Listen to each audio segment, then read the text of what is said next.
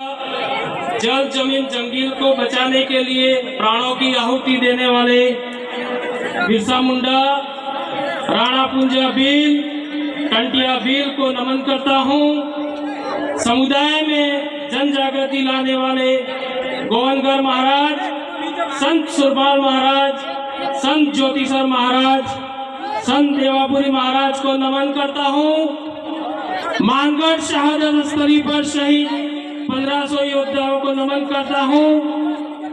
इस 84 की पालवी धरती पुत्र सेंगाबाई नानाभाई खाट को नमन करता हूँ और आदिवासियों की प्रेरणा स्थली शिक्षा की देवी वीर बाली कालूबाई कलासुआ को नमन करता हूँ, जिनकी प्रेरणा से आज हम इस मुकाम तक पहुँचे हैं।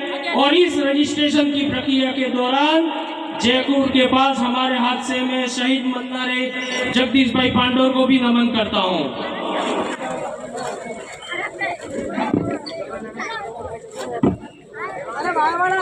साथियों, देश भर से आए लोकतांत्रिक गणतांत्रिक समाज बंधुओं, आप सभी दक्षिण राजस्थान के आदि अनादिकाल से स्वतंत्र पालवी भीलों की धरती डूंगर भील की धरती पर सादर वंदन, स्वागत, जोहार। आज राजस्थान के रेगिस्तान, मारवाड़ क्षेत्र, पूर्वी राजस्थान के साथी भी हमारे बीच में हैं। गुजरात, महाराष्ट्र सहित पूरे मध्य भारत के साथी हमारे बीच मौजूद हैं। जैसा कि हमको पता है, 1951-1952 में संविधान लागू होने के बाद पहला चुनाव हुआ था। तब से लेकर आज तक 2023 तक देश के एसटी, एससी, ओबीसी, माइनॉरिटी समाज को सभी पक्ष विपक्ष पार्टियों ने एक से शिकायत है, वे जनप्रतिनिधि सिलेक्शन का अधिकार हमें नहीं देते हैं। अर्थात इलेक्शन का पावर है लेकिन सिलेक्शन का पावर हमें नहीं है। इसका क्या परिणाम हुआ? जनजाति हमारे समाज का होता है लेकिन हमारे परिवार हमारे गोत्र का होता है, मगर गांव, परिवार, गोत्र, समाज के लिए एक भी काम नहीं करता है।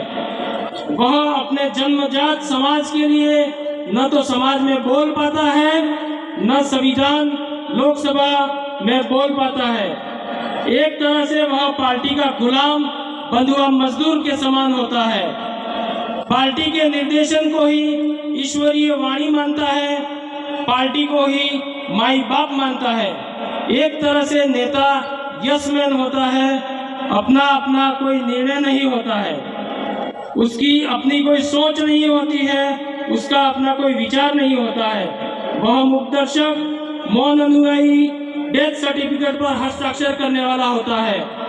टिकट के लिए तरह तरह से हमारे नेता डेथ सर्टिफिकेट पर केवड़िया, हसदेव, अयरन पर हस्ताक्षर करने के लिए तैयार होने का कारण 5वीं अनुसूची के विशेषाधिकार को विपक्ष शासन प्रशासन द्वारा निर्णय लेने पर भी बोल नहीं पाते हैं। सामाजिक संगठनों आवाज उठाने पर भी पुलिस बल से कार्रवाई करते हैं।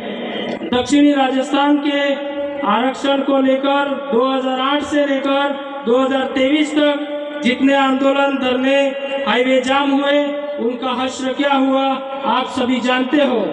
काकरी डूंगरी प्रकरण में खेरवाड़ा, डूंगरपुर, बागीदोरा के नेताओं ने भूमिका शांतिपूर्ण धरने को उपद्रव में बदलने की रही, हम सब जानते हैं।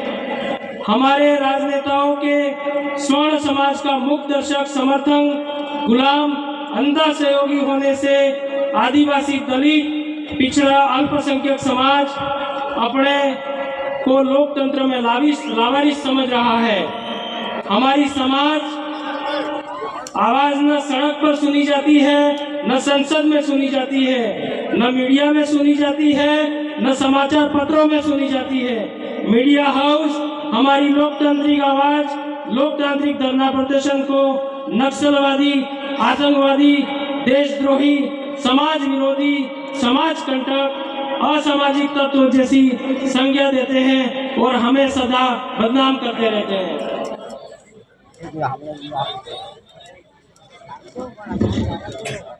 सुप्रीम कोर्ट के फैसले 5 जनवरी 2011 के ऐतिहासिक निर्णय में लिखा हुआ है कि आदिवासी पूर्वजों को भी संस्कृत धर्म शास्त्रों में राक्षस, दैत्य, दानव, असुर कहा गया था। जैसा व्यवहार देवों ने राक्षस, असुर, दैत्य, दानव के साथ किया, वैसा ही व्यवहार आज ST, SC, OBC माइनॉरिटी के साथ किया जा रहा है। देश हमारा है, हमारे देश में ही हम असुरक्षित हैं। इन तमाम बिंदुओं को मद्देनजर रखते हुए दक्षिणी राजस्थान के पालवी बिलो की पाल सुरता में 4/7/2021 से हमने निर्णय लिया कि हम राजनीतिक भी पार्टी का गठन करेंगे। वह 12/7/2023 यानी 2 साल 8 दिन में पार्टी का रजिस्ट्रेशन हो चुका है। अब आप सबको आजाद देश में आजाद राजनीतिक सुरक्षा कवच मिल चुका है। हमारे राजनीतिक पार्टी में 2 अनिवार्य नियम शर्त हैं। निर्वाचन क्षेत्र यानी विधानसभा का वोटर ही अपने विधानसभा उम्मीदवार तय करने का अधिकारी होगा, यानी सिलेक्शन और इलेक्शन का पावर विधानसभा के वोटरों के हाथ में होगा। उसी निर्णय पर जिला अध्यक्ष, प्रदेश अध्यक्ष, राष्ट्रीय अध्यक्ष के हस्ताक्षर होकर मैंडेट मिलेगा और टिकट मिलेगी। विधानसभा के वोटर्स के निर्णय को बदलने का अधिकार उच्च पार्टी अधिकारियों को भी नहीं होगा।